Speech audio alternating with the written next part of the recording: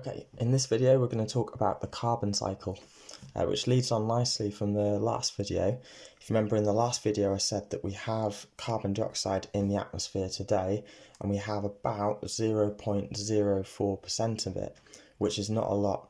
And the amount of carbon dioxide in the atmosphere actually hasn't changed very much for millions of years, we believe, because there's been a nice balance between plants carrying out photosynthesis and animals carrying out respiration.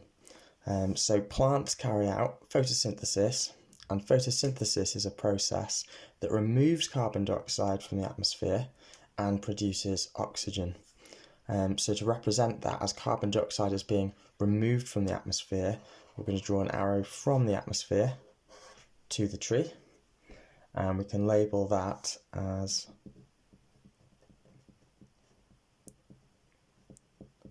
photosynthesis. We also have animals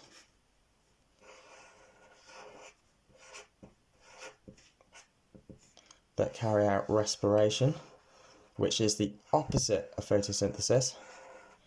That is a cow, obviously.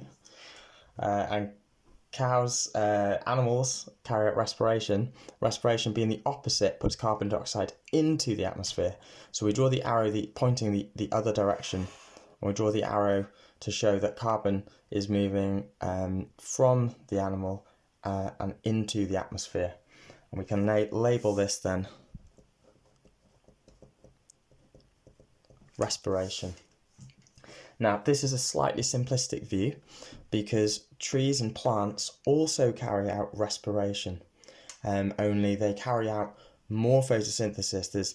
There's a net movement of carbon dioxide out of the atmosphere with plants, even though they carry out one process that removes carbon dioxide from the atmosphere and one process that puts carbon dioxide into the atmosphere. So this is why the direction of the arrows is really important.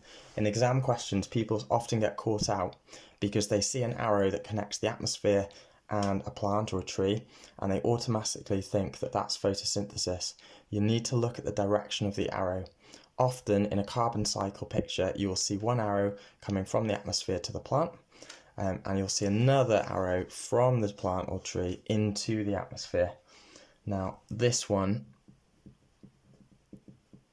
as carbon is moving from the plant into the atmosphere, it must be respiration, exactly the same as our cow is doing here.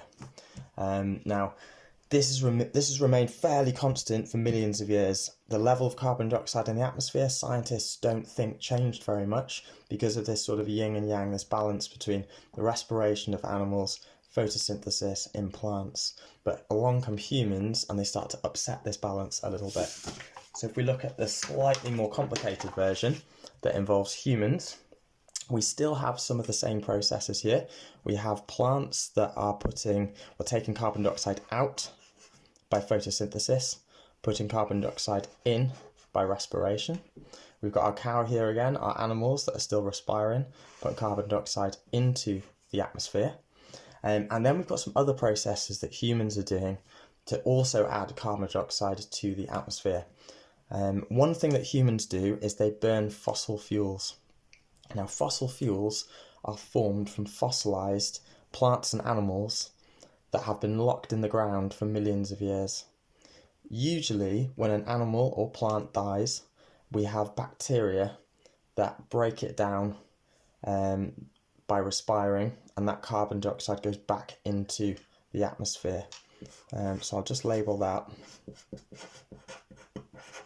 So when a plant or animal dies, usually bacteria will respire, break down, decompose the plants and animals, and put that carbon back into the atmosphere. But sometimes when plants and animals die, they form fossil fuels like coal and oil and gas.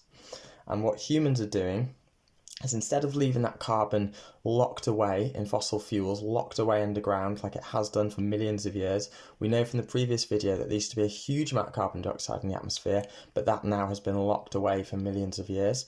Humans are burning these fossil fuels in power stations, in cars, and that that's combustion, which essentially is the same process as respiration, and it puts more carbon dioxide into the atmosphere.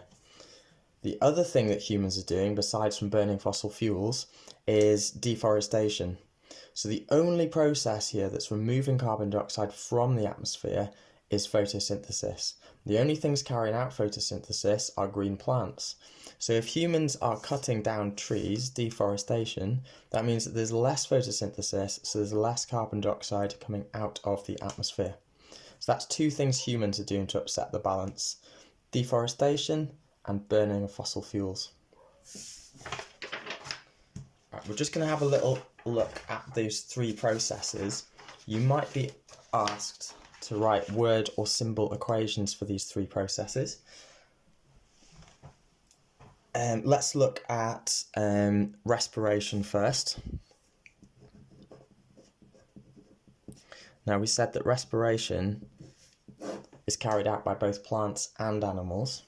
Respiration, well, we know, what do we need? What do cells in our body need to respire? Well, they need oxygen from the air, which is why we have lungs to draw in air, and they need glucose from our food. Glucose, a sugar from our food. Now, what do we exhale? Well, one of the waste products that we exhale is carbon dioxide. And if you've ever exhaled onto a piece of glass or a mirror, you can see that it mists up. And it mists up because there's also water vapour there as well. So when we exhale, when we breathe out some carbon dioxide and some water and any oxygen that we didn't use. Okay, I'll move on to photosynthesis.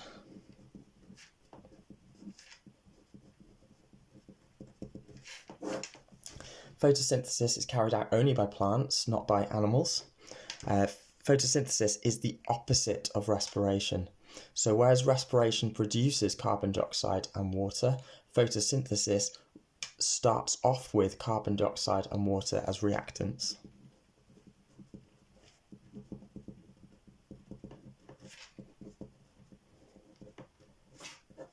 Okay, whereas respiration started off with oxygen and glucose as reactants, photosynthesis produces oxygen and glucose as products. This means if you can remember one of these processes, you can remember both of them because they are simply in reverse. Okay, and finally we come to combustion.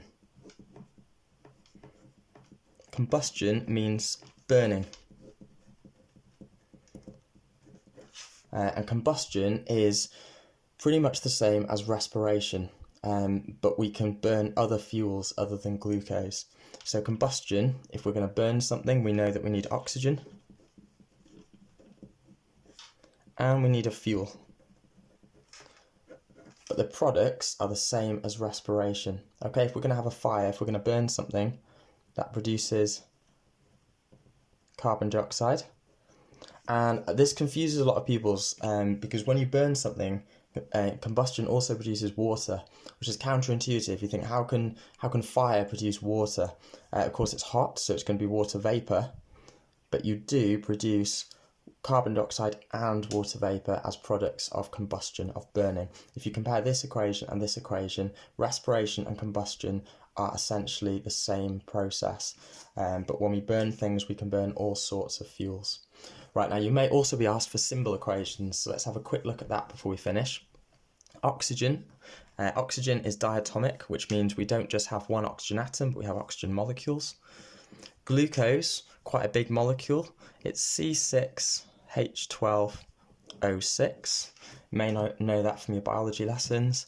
And carbon dioxide, CO2, and water, H2O. Now this is not balanced, and to balance it, it may take you a little bit of time if you've not done it before, but you need to put a 6 in front of all of the smaller molecules. So a 6 in front of O2, a 6 in front of CO2, and a 6 in front of H2O. And that balances the equation. So you've got the same number of carbons, oxygens, and hydrogens on this side as on this side. Okay, photosynthesis is the exact opposite. So this time we take CO2 and water on this side. We've got oxygen, O2, and glucose, C6H12 O6 on this side, but to balance it is exactly the same. You want to put 6 in front of each of the small molecules, nothing in front of the glucose. Combustion, well, to write an equation, simple equation for combustion, we're going to need to pick a fuel. So I'll pick methane, CH4, which is the fuel that we burn in a gas oven, the fuel that we burn in the Bunsen burners in school, in gas central heating. So we start off with oxygen, plus CH4 for methane, and this produces CO2 and H2O. To balance this then, we'd need the same number of oxygens, carbons and hydrogens on this side as on this side. So if we put a 2 here, that means we've got 4 hydrogens here and 4 hydrogens here. But we've now got 2 oxygens, 4 oxygens on this side and only 2 on this side. So I'll need to put a big 2 as a multiplier here. So we've now got 4 oxygens here, 2, 3, 4 oxygens here. So those are your 3 equations for the 3 processes that affect the carbon cycle.